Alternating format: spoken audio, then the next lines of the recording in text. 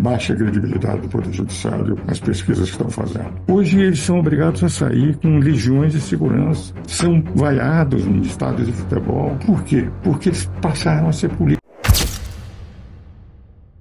Mas o que o Lula 3, então, está fazendo na atual conjuntura que acaba rendendo os demais poderes, né? Hoje a gente percebe o seguinte: quando o Lula coloca uma medida para ser votada, ele tem uma certa dificuldade de ter o apoiamento dos deputados e senadores. E aí tem aquele jeitinho brasileiro, né? Que ou eles oferecem emendas para ter esse apoiamento, vantagens políticas, ou está acontecendo algo um pouco pior nesse governo. Ele tem se utilizado do Poder Judiciário para poder ter a governabilidade. Por exemplo, nós votamos no início do governo Lula a necessidade de prorrogar um benefício de desoneração da folha de pagamento. Uma vez que o Congresso Nacional aprovou por maioria absoluta na Câmara e no Senado esse tema, ele vetou a prorrogação da desoneração da folha de pagamento, pois o Congresso Nacional, ouvindo os setores da economia, sabendo que quem gera riqueza, que quem gera emprego é a iniciativa privada, nós derrubamos o veto do Lula e conseguimos prorrogar a desoneração da folha de pagamento por maioria absoluta da Câmara e do Senado. No entanto, o que o Lula fez? Não se deu por vencido, peticionou ao Supremo Tribunal Federal. Essa ação caiu no ministro Zanin, que, por decisão monocrática, mandou um recado para o Congresso Nacional: olha, ou vocês resgatam essa oneração da folha de pagamento de forma progressiva, de tal e tal forma, vocês têm tal prazo para fazer isso, ou senão eu farei por decisão monocrática. E isso de fato aconteceu. No último instante, nós nos vimos coagidos e obrigados a legislar contra a vontade do Congresso Nacional para acatar uma vontade política do Lula. Ou seja, então nós estamos numa época em que o Congresso Nacional não está sendo respeitado. É um poder que está sendo alijado dentre os três poderes. Nós não estamos num patamar de igualdade. Eu gostaria das suas ponderações e o que o senhor acha dessa atual conjuntura também. Eu acho que nós estamos numa crise com o Poder Judiciário assumindo funções, e por essa razão, Carolina, é que nós temos uma baixa credibilidade do Poder Judiciário nas pesquisas que estão fazendo. Hoje eles são obrigados a sair com legiões de segurança, são vaiados em estádios de futebol. Por quê? Porque eles passaram a ser políticos. Eles, que são como juristas, bons juristas, no momento que deixaram de ser apenas magistrados, mas pretenderem ter também uma participação legislando e interferindo no executivo, eles passaram a ser vistos pelo povo como se fosse. Então, hoje, eles passaram a ser um poder político,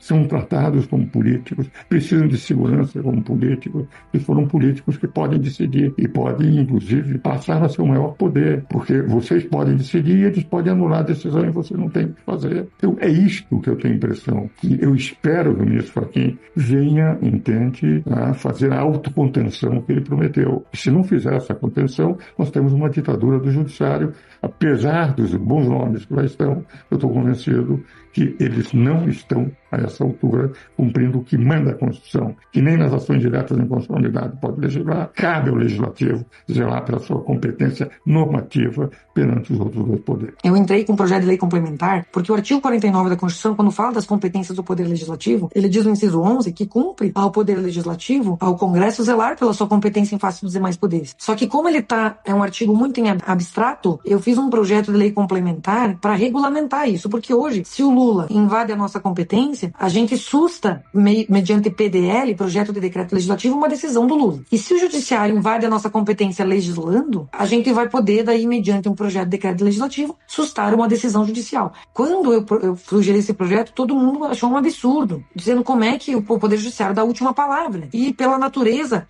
de como as coisas são feitas, nós legislamos, somos um poder prévio, né, que a lei ela é anterior à sua aplicação, então a gente primeiro legisla para ela ser aplicada. O Executivo, ele faz a política pública do dia, ele atua no momento concreto, atual, e o Judiciário dirime os conflitos e as dúvidas, né? E quando é o caso de não haver uma norma, nós temos que ser chamados a legislar, como o senhor falou. Se existe uma omissão, uma ação direta de inconstitucionalidade por omissão, o Congresso tem que ser chamado a legislar, e não eles suprirem isso, criando uma norma geral e abstrata. E isso já aconteceu em vários casos. O casamento entre pessoas do mesmo sexo, isso não foi uma inovação legislativa, foi o Judiciário que julgou em 2011. O STF determinou também interrupção terapêutica da gravidez de fetos anencéfalos, né, em 2012, quando a audiência de custódia, quando viabilizou, não foi algo mediante lei, foi o CNJ que falou que tinha que ter audiência de custódia. Nós não legislamos a respeito disso. No caso do impeachment da Dilma, foi fracionado os efeitos do impeachment dela, não foi declarada a inelegibilidade dela, que deveria ter sido pela lei. Em 2019, disseram que houve uma omissão do Congresso por não ter criminalizado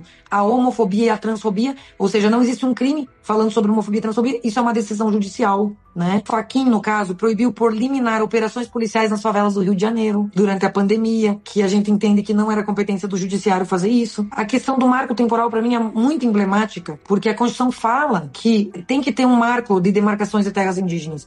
E hoje nós legislamos, nós aprovamos uma lei em 2023, dizendo, olha, aqui vai ter uma lei onde fala sobre o marco temporal do que já foi demarcado, beleza, daqui para frente não demarca mais nada. E o que aconteceu? Nós aprovamos a lei, derrubamos o veto, a lei está em vigor hoje, e o ministro Gilmar Mendes abriu uma mesa de conciliação na qual não está valendo o marco temporal e o governo vive lutando para derrubar o marco temporal. Então hoje nós estamos vivendo em plena insegurança jurídica devido a esse ativismo judicial que tem que acabar. Então hoje a vontade de um só ministro, ela está valendo mais do que todo o Congresso Nacional. Quando eu fui presidente da CCJ, eu aprovei a PEC 8, a PEC 28 na CCJ, que estabelece que esse tipo de decisão não pode ser monocrática, tem que ser uma decisão do pleno, que a gente pode vir a sustar. A PEC 28 fala da possibilidade de sustarmos decisões judiciais quando invadam a nossa competência, e nós atualizamos a lei do impeachment para quando os ministros façam política.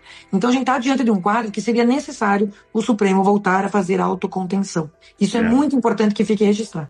É isso, pessoal. Esse foi o nosso vídeo. Se você gostou, não se esqueça de se inscrever aqui no nosso canal, deixar aquele like, porque isso fortalece demais o nosso trabalho, e seu comentário da cidade de onde está falando, tá bom? Fique com Deus e até o próximo vídeo. Fui! Yeah.